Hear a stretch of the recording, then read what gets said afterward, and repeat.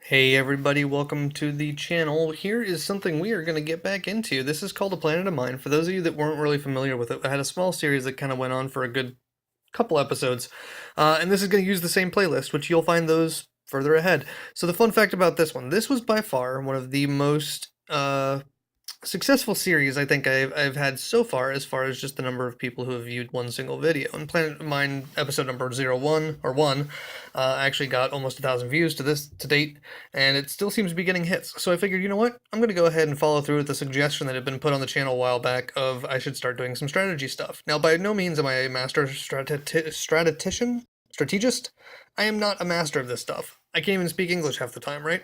So what we're going to do is we're going to kind of go through and do a quick high-level description of what I plan on doing with this next series. I'm going to play a little bit of the game, but I'm not going to do a whole lot of that so much as I'm going to talk about each one of the races and some of the strategies that can be associated to each one. So we're going to go ahead and touch start. Before we start here, although I'm going to show you that I did unlock the entire game, as you can see. Pack purchased, which is awesome. It is cheaper to go this route than it is to buy each of these individually. I think each one of these is about $2.99, and if you buy just the entire thing in one go, it's only $6. So save yourself some money if you wanted to. Just buy it one go.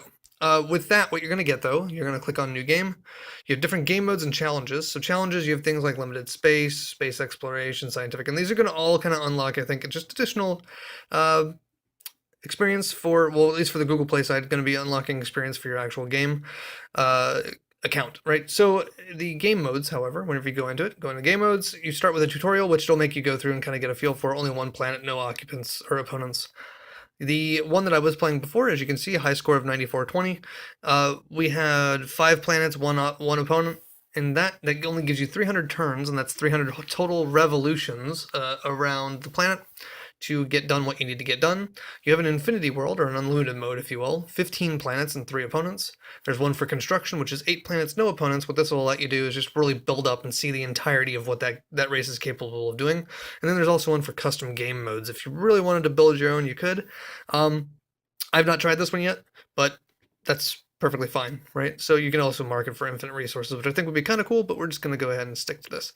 Now, one of the second pieces of this actual series is going to be, I'm going to go through each and every single one of the races associated with the game, and I'm going to talk about all of their basic things. For instance, say the space chickens, you have, and I'm going to have, and make sure that you guys can see where I'm clicking, because you can't really see it now, but when you look right underneath space chickens, you see the little 3 red berry bushes, right?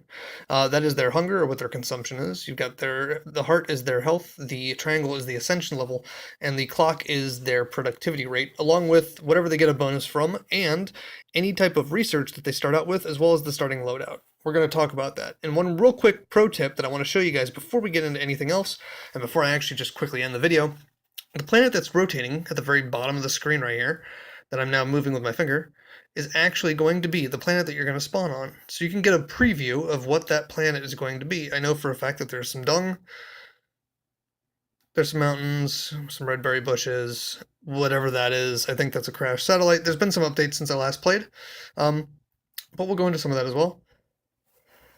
So this will give you a nice little preview of the planet, so you can kind of get a lay of the land before you actually hop into it and start working on the strategy in your head before you even land. So if we click go, it'll system generate, and here we go. And as you can see, just as we had seen before, you got some dense jungles or forest, got some mountains and rocks, and then you can make out just barely the outline here where it's tapping or where it's kind of bouncing. Select this and then come back out, and then bounce wherever it was bouncing. You can see whatever that crashed down ship was. So that's kind of going to be the end of it for this episode.